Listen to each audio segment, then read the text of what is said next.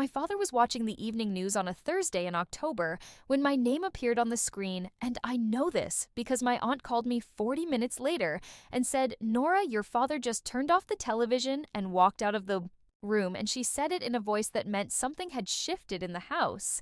And I said, "What was on the news, Aunt Cecilia?" And she said, and she said there was a segment about the community health initiative, and they showed the clinic.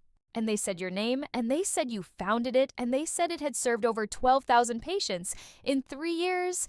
And she said your father watched the whole thing without saying a word, and then he turned off the television and left.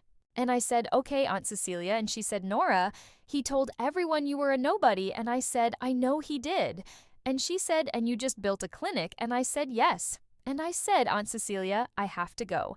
And I hung up and I sat in my car outside that same clinic, and I looked at the building for a long time, and I thought about the evening 4 years earlier when my father had told me directly that he was removing me from his will because I was wasting my potential on a career that would amount to nothing, and I thought about what nothing looked like from the outside now. Hi, everyone. Welcome back. And if you are new here today, this story is one that I have been sitting with for a long time because it involves my father, and the truth about my father is complicated in the way that truths about parents who love you imperfectly tend to be complicated.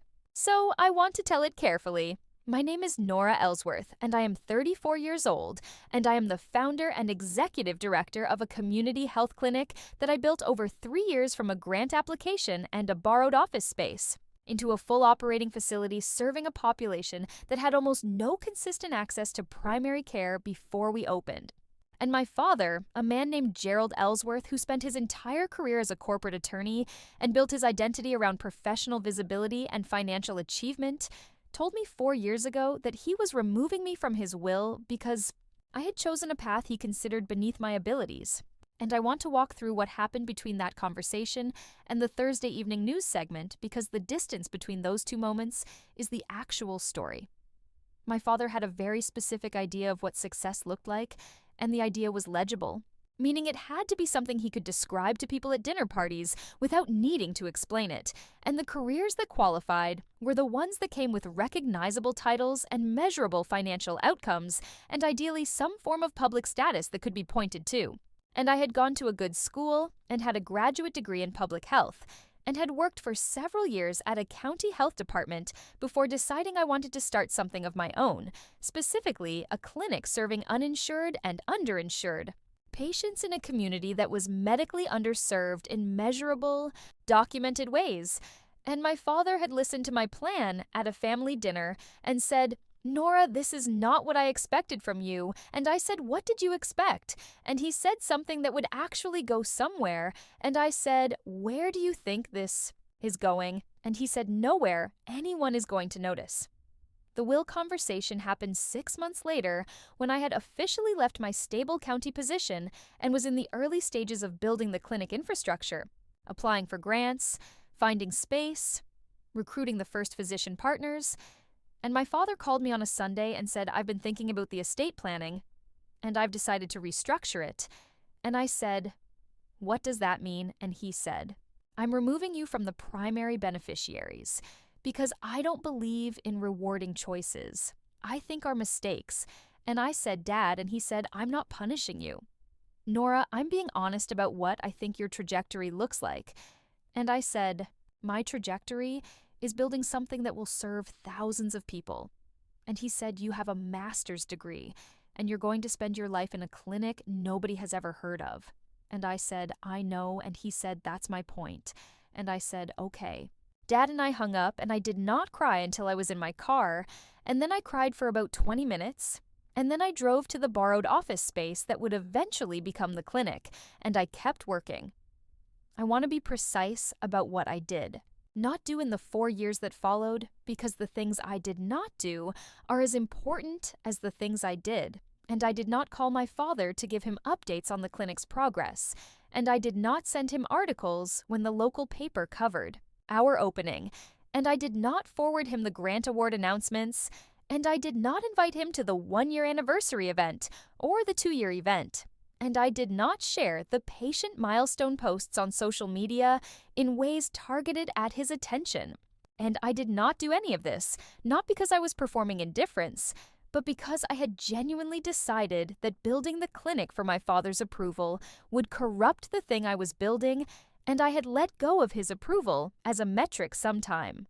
During that 20-minute cry in the car, outside the borrowed office space, and what I was doing after that was simply for the work itself and for the patients and for the version of myself that had known since graduate school that this was what I wanted to make.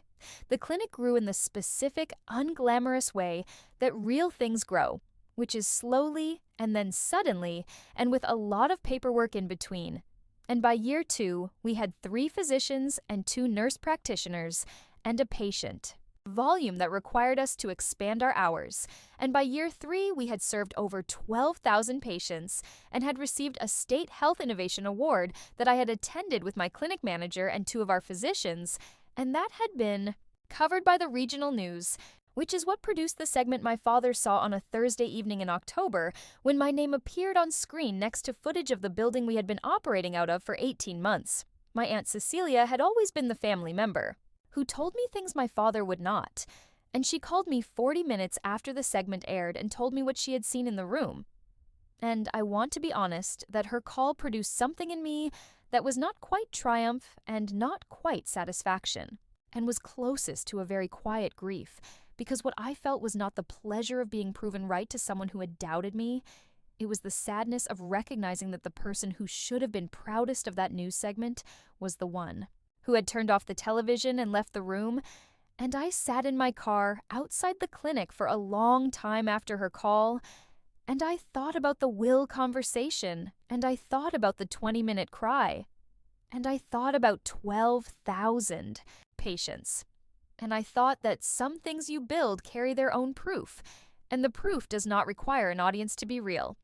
My father called me 11 days after the news segment, and he said, "Nora, I saw something on the news," and I said, "I know." "Dad," and he said, "I didn't know it had grown like that." And I said, "I know you didn't." And he said, "I think I was wrong about where this was going." And I said, "I think so too." And he said, "I owe you an apology." And I said, "I'm listening." And he said, "I told people you were going to amount to nothing." And I said, "I know." And he said, "I was wrong." And I said, "Yes." And he said, "I'm sorry, and I want to be clear that the apology was real, and I received it as real because I know my father well enough to know that calling me required something significant from him." And I said, "I appreciate that Dad and I said I want you to come and see it sometime." And he said, "I would like that." And he came 3 weeks later on a Tuesday afternoon, and he walked through the clinic, and he shook hands with 2 of our physicians, and he sat in the waiting room for a few minutes just looking at it. And when we walked back to the parking lot, he said, "Nora, this is remarkable." And I said, "I know, Dad." And he said, "I should have said that 4 years ago." And I said, "Yes." And I said, "But you're saying it now." And I let that be enough, because some corrections arrive late and still matter. And my father's correction arrived 11 days after a news segment he had not expected to see, and in the waiting room of a clinic he had told me would amount to nothing. And I think that is actually enough, and I think the 12,000 patients would agree.